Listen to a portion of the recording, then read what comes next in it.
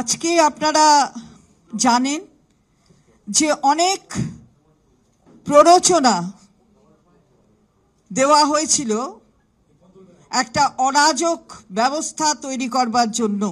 আজকে যে কর্মসূচির নামে বিশৃঙ্খলা তৈরির চেষ্টা হয়েছে সেটা আপনারা দেখেছেন যে পুলিশ কিভাবে তার প্রতিবাদ করেছে এবং অবস্থা নিয়ন্ত্রণের মধ্যে রেখেছে। প্ররোচনা দেওয়া হয়েছে ছাত্র সমাজের নামে প্ররোচনা, এই প্ররোচনায় গুন্ডা আমদানি করা হয়েছে এবং পুলিশকে অনেক জায়গায় আপনারা দেখেছেন যে তাদের এই আন্দোলনের নামে তাদের আক্রমণের শিকার করা হয়েছে।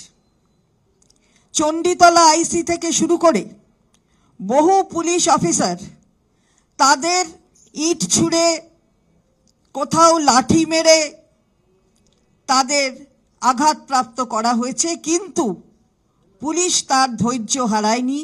পুলিশ কিন্তু অবস্থা সামাল দিয়েছে এবং শান্তিপূর্ণভাবে যাতে সব কিছু থাকে সেই দিকে নজর রেখেছে।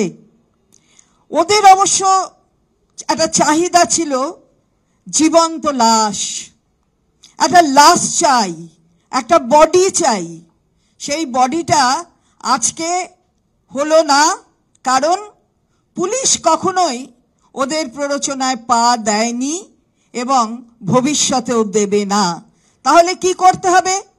আর একটা অরাজকতা তৈরি করবার ছক কষতে হবে। সেই ছকটা কি? 12 ঘন্টার বন্ধ। আগামীকাল একটা 12 ঘন্টার বন্ধ ডেকে দেওয়া হলো ভারতীয় জনতা পার্টির পক্ষ থেকে। আমরা বলতে চাই এই বন্ধটা কেন? সমস্ত বাণিজ্য বন্ধ করে দেওয়ার জন্য বুঝি? পুজোর আগে অনেক বাণিজ্যিক লেনদেন হয়, যার জন্য অর্থনৈতিকভাবে এ প্রদেশ অন্যান্য অনেক প্রদেশের থেকে, কেন বলবো সব প্রদেশের থেকে চাঙ্গা। সেটা বন্ধ করে দিতে হবে। অর্থনীতিতেও এইভাবে আঘাত হেনে একটা কিছু করতে হবে আন্দোলনের নামে। তাই আগামীকাল বন্ধের ডাক। আর আমরা বলতে চাই যে কিসের জন্য এই বন্ধের ডাক, এটা সবাই বুঝতে পারছেন। সাধারণ মানুষ বুঝতে পেরেছেন।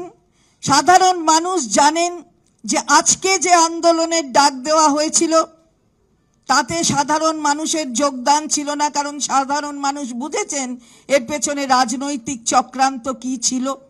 সাধারণ মানুষ জানেন যে এই বাংলায় বন্ধ হয় না, বন্ধের রাজনীতি এখানে চলে না।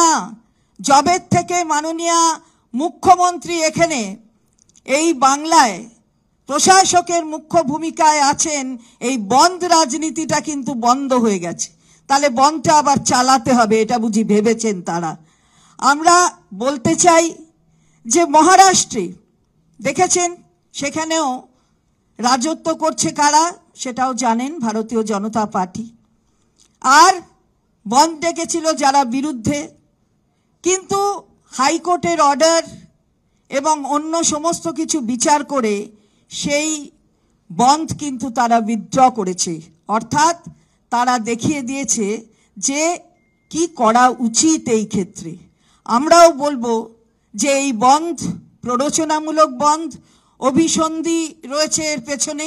বাংলার মানুষ বুঝছেন এবং বাংলার মানুষ এই বন্ধকে সমর্থন করবেন না, এই বন্ধকে কখনোই সফল হতে দেবেন না। বন্ধ এখানে হচ্ছে না, হবে না। এবং এখানে যদি কিছু করতে হয়, যান না সিবিআই এর জায়গায় যান, সিজিও কমপ্লেক্সে যান, যেখানে সিবিআই এর হাতে সমস্ত কিছু রয়েছে। সেখানে সিবিআই এর কাছে না গিয়ে আপনারা কি জন্যে এই ধরনের বন্ধ এবং অন্যান্য প্ররোচনামূলক রাজনীতি করবার চেষ্টা করছেন সেটা বাংলার মানুষ কিন্তু বুঝেছেন বলেই আজকে চিত্রটা কি সেটা সবাই দেখেছে। খালি বাংলা না, সারা পৃথিবী দেখেছে যে কি ধরনের আন্দোলনের নামে কি করতে চেয়েছিলেন, আর বাংলার মানুষ তাতে সাড়া দেননি। ফলে আমরা বলতে চাই, এবারে একটু ভালোভাবে ভাবুন।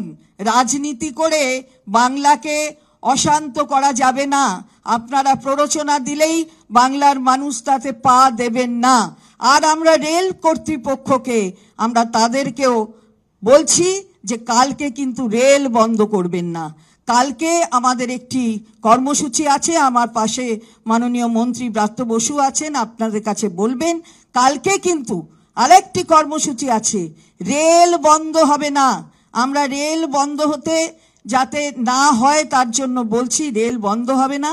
এবং এখানে কিন্তু আমাদের যে কর্মসূচি কালকে আছে সেই সম্পর্কে বলবেন, এবং সেই সম্পর্কে আমরা আবারও বলছি যে বন্ধ হবে না, কর্মসূচি হবে। আর রেলকে আমাদের আবেদন জানাচ্ছি।